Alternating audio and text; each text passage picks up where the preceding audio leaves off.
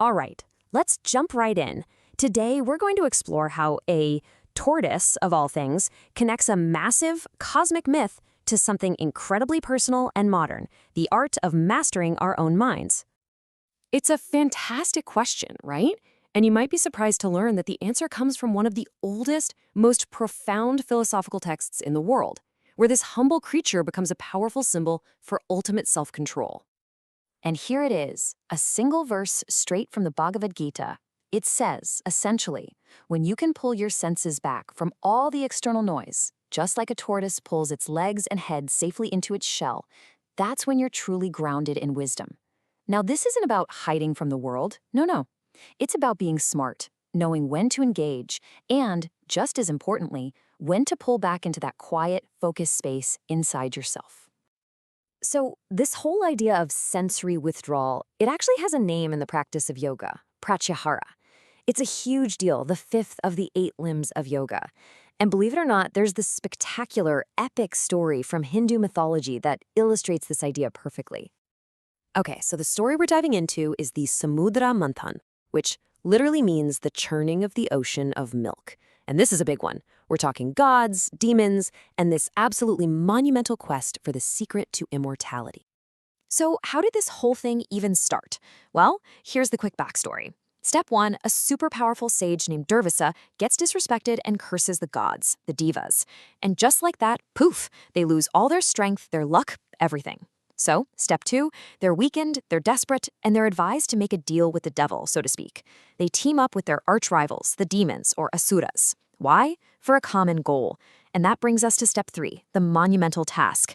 Together, they're going to churn the entire cosmic ocean of milk to get their hands on Amrita, the nectar of eternal life. And for the tools, step 4, they get creative. They use a massive mountain, Mount Mandara, as the churning rod, and the giant serpent king Vasuki as the rope. I mean, you can't make this stuff up. Can you just picture this? You've got this massive, universe-spanning project going on. Gods on one side, demons on the other, pulling on this giant cosmic snake that's wrapped around a mountain. But just as they get started, there's a huge problem. The mountain, their giant churning stick, starts sinking into the milky ocean. The entire plan is about to become a cosmic failure. With everything hanging in the balance, who steps in? Well, the preserver of the universe himself, Lord Vishnu. And he doesn't just show up, he intervenes by taking on a very specific and deeply symbolic form. And here's the solution. Vishnu transforms into Kurma, a gigantic tortoise. He dives deep down under that sinking mountain and lets it rest on his massive, impenetrable shell. He literally becomes the unshakable foundation that allows this whole crazy operation to continue. But here's the key. Kurma isn't just a physical prop in this story. He is the virtues you need to pull off something huge. He's the stability when everything around you is chaos. He's the longevity, the endurance to see a massive project through. He's that protective shield, the balance point between the good guys and the bad guys, and maybe most importantly, he's the slow, steady, patient power that you absolutely need for any great task. Okay, so the foundation is now solid. The churning is back on. The gods and demons are pulling with all their might, and the cosmic ocean starts to give up its secrets. But, as you're about to see, you have to be careful what you wish for, because not everything that comes out is a blessing. So first, all these amazing divine treasures, they're called ratnas, start popping up. We're talking about things like Kamadhenu, a wish-fulfilling cow, a cow that grants wishes, and Airavata, this incredible divine white elephant. But the big one, the most important one, is Lakshmi, the goddess of fortune, prosperity, and all things good. She rises from the ocean and immediately chooses Vishnu as her eternal partner. But, and this is a huge but, anytime you store things up that much, you don't just get the good stuff. The churning also brings up the exact opposite. Out of the ocean also emerges a Lakshmi. She's Lakshmi's elder sister and the goddess of misfortune. So while Lakshmi is all about prosperity and virtue, a Lakshmi is discord, jealousy, hardship, all the bad stuff. And she's drawn to places filled with ego, greed, and pride. It's a powerful reminder that any great struggle for something positive will also stir up the potential for negativity. And this is where it all comes full circle, right back to our tortoise.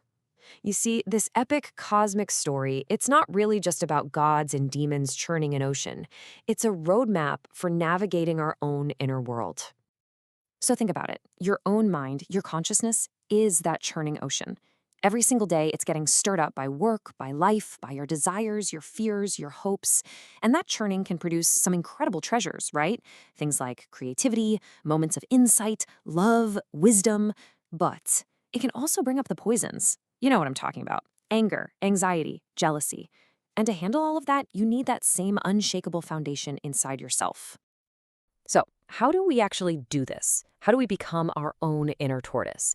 Well, the Gita gives us a pretty clear framework. And look, it's not about hiding from life. It's about being smart, being discerning. Step one is to recognize what's called inevitable exposure. This is just the daily stuff, the sensory input from work and life you simply can't avoid. Fine. But step two is to avoid invited exposure. This is you deliberately seeking out distractions, doom scrolling on your phone, getting into online arguments, the stuff you know disrupts your peace. And finally, step three, you have to guard against instigated exposure. These are the outside forces, like advertising, social media algorithms, that are literally designed to find your weaknesses and create cravings. It's all about purposeful precaution, not about being paranoid. So that's what the wisdom of the tortoise really leaves us with. It's this one powerful question to ask yourself. When your world is churning, when everything feels chaotic and unstable, where do you find your unshakable foundation? How do you know when to pull back into that inner shell to find your balance? It's really a timeless lesson for finding stability in our very, very turbulent world.